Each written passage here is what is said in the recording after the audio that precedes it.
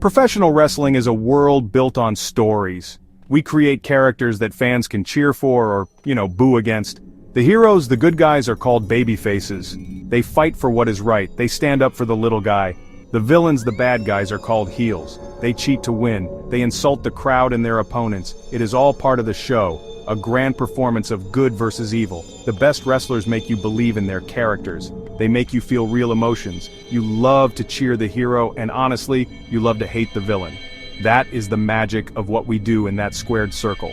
Sometimes, though, the lines between the character and the person can get blurry. There are times when the person behind the wrestling persona is not a hero. In fact, some wrestlers have done things in their real lives that are far worse than anything a heel character would do on television. These are not stories made up for entertainment, they are real-life events with real consequences. These actions have hurt people, damaged careers, and left a dark mark on the wrestling business. It is a tough subject to talk about, but it is an important one. Understanding this side of wrestling helps us see the full picture of this industry we all love. This essay will look at 9 wrestlers whose real-life actions made them villains outside of the ring. We will explore the stories and the scandals that have followed them. These are not just rumors or whispers from the locker room. These are well-known incidents, some involving legal issues, public apologies, or career-ending consequences. We will look at backstage bullying, personal misconduct, and shocking public behavior. It is a journey into the darker side of wrestling, a side that is not always easy to face, but it is necessary to understand the people behind the personas, for better or for worse. It is important to remember that these are human beings. People can make mistakes, and sometimes, people can change. However, it is also important to hold people accountable for their actions. The stories you're about to read are cautionary tales. They show what can happen when fame, ego, and bad choices mix. They remind us that the character a wrestler plays on TV is not always the person they are in real life. Let us step behind the curtain and look at some of the most controversial figures in the history of this business and the real-life stories that made them villains. Tom Billington, known to the world as the Dynamite Kid, was one of the most amazing wrestlers I have ever seen. He was a true innovator in the ring. His matches with Tiger Mask in Japan changed wrestling forever. He was fast, he was tough, and he was incredibly athletic. His high-flying style inspired a whole generation of wrestlers who came after him, including me. When you watched him perform, you were watching something special. He was part of the British Bulldogs tag team with his cousin Davey Boy Smith. Together they were one of the most popular teams in the WWE during the 1980s. They had amazing matches and were loved by fans everywhere, but behind the scenes Tom Billington was a very different person. He was known for being cruel and mean to his fellow wrestlers. He called his mean-spirited actions pranks, but they were far from funny. He would put drugs in other wrestlers' drinks without them knowing. He would bully and intimidate new wrestlers who were just trying to make a living. Many wrestlers from that time have stories about how difficult and scary it was to be around him. He created a climate of fear in the locker room. His behavior went far beyond the usual ribbing or hazing that sometimes happened backstage. It was malicious and dangerous. His cruelty was not limited to the locker room. It extended into his personal life in the most terrible ways. His ex-wife Michelle has spoken about the horrible abuse she suffered. He was physically violent with her and mentally cruel. In one of the most shocking stories, he held a shotgun to her head in front of their children. He did this after she told him she was leaving him. This was not a character he was playing. This was a man committing terrible acts of domestic violence. These actions are unforgivable and paint a very dark picture of the man behind the legendary wrestler. The Dynamite Kid's legacy is a difficult one. He was a pioneer in the ring, but a monster outside of it. His contributions to wrestling are undeniable, but so is the pain he caused. Because of his terrible behavior, he has not been honored in the WWE Hall of Fame, and it is easy to understand why. His story is a sad reminder that incredible talent does not always come with a good heart. He was a revolutionary performer, but his personal actions have forever stained his name. He is remembered as much for his cruelty as he is for his incredible wrestling ability. Jerome Young was known to wrestling fans as New Jack. He was a star in Extreme Championship Wrestling, or ECW. ECW was famous for its violent and hardcore style of wrestling. New Jack was one of its most famous and feared performers. He would come to the ring with a shopping cart full of weapons.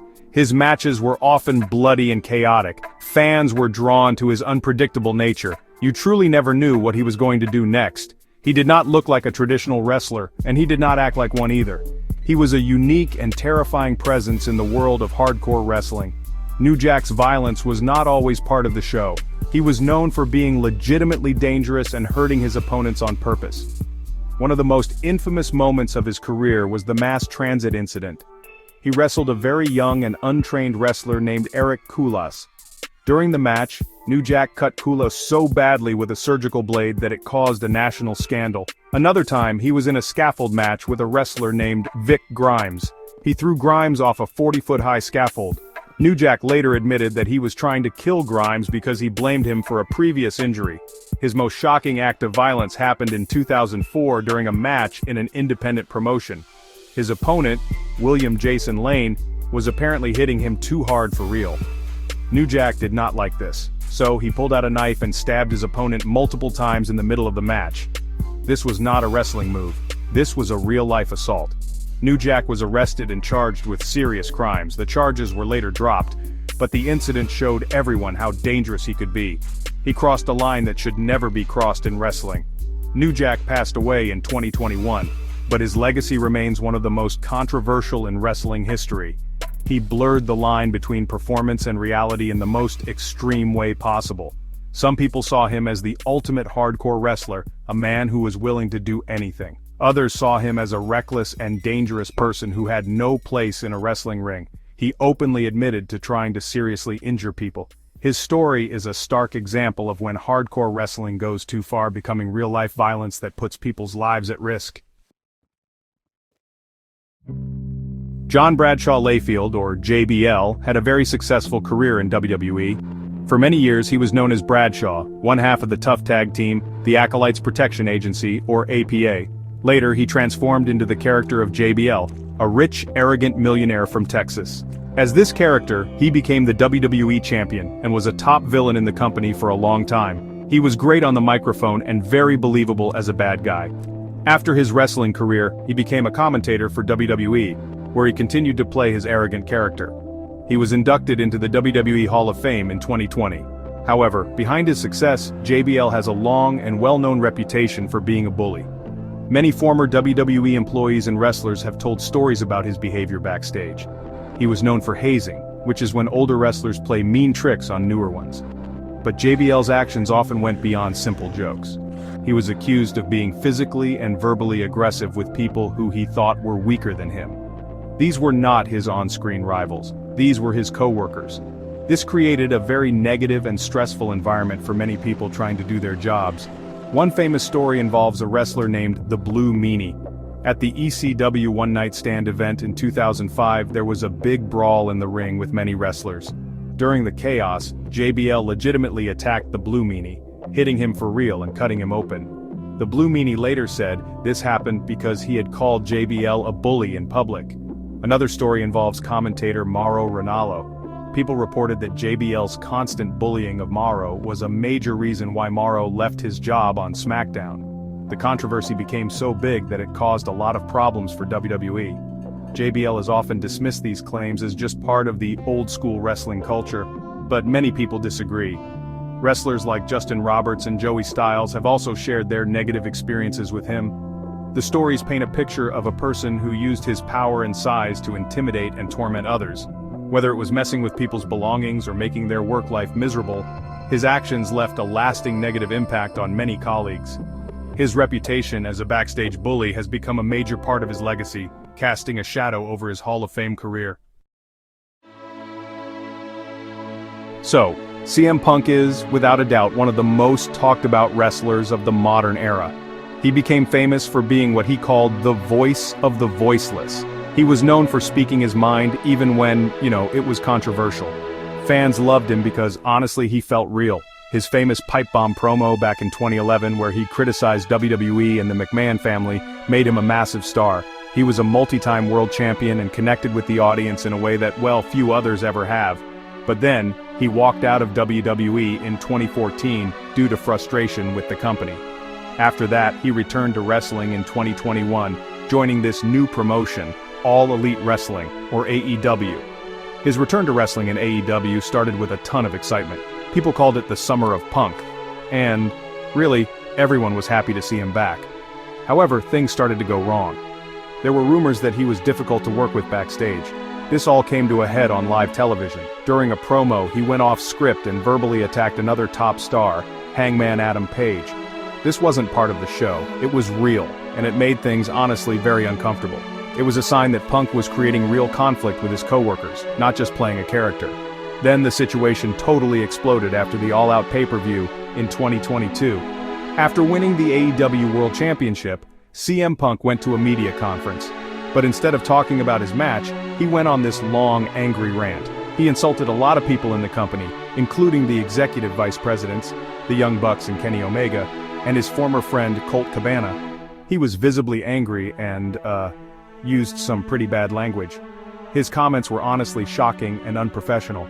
He did all of this in front of the world's media, making the company look really bad. It was a complete meltdown. What happened next is now kind of wrestling legend.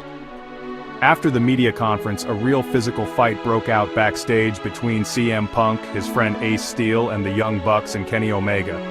It was a chaotic and ugly scene. Everyone involved was suspended.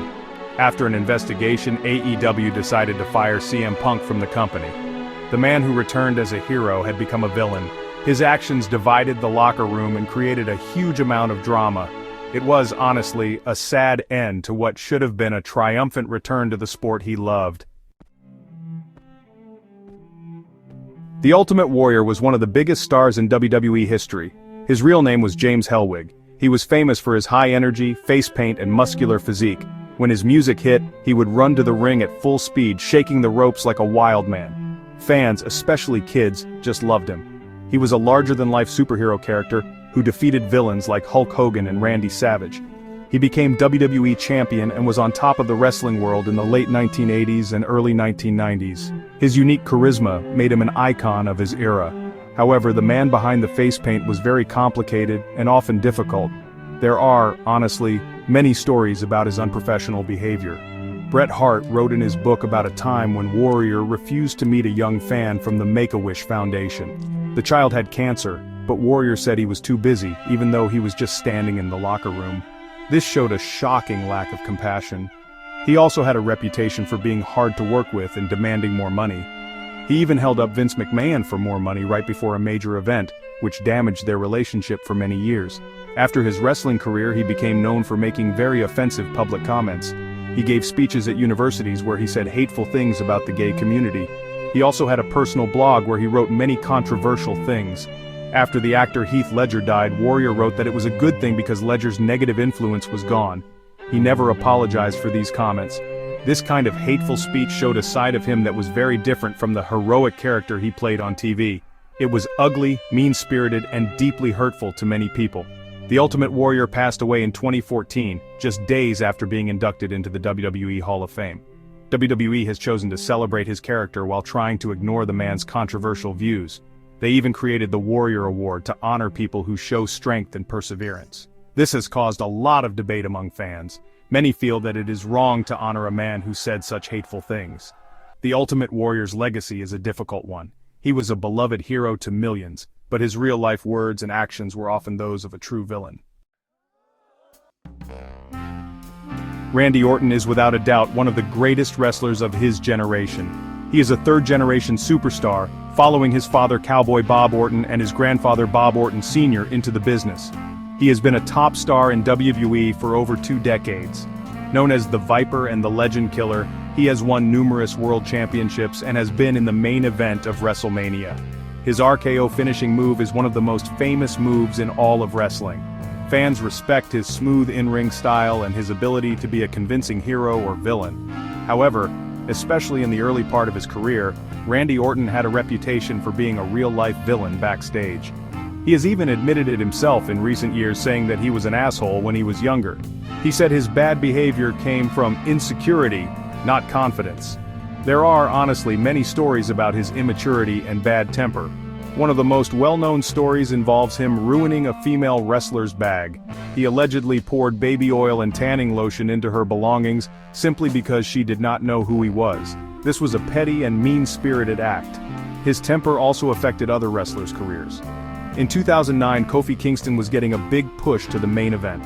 During a match with Orton, Kofi made a small mistake at the end. Orton became visibly angry in the ring. He yelled at Kofi and called him stupid on live television. After the match, he complained about Kofi backstage. This incident reportedly caused WWE to stop Kofi's push, and it took Kofi another 10 years to finally become WWE champion.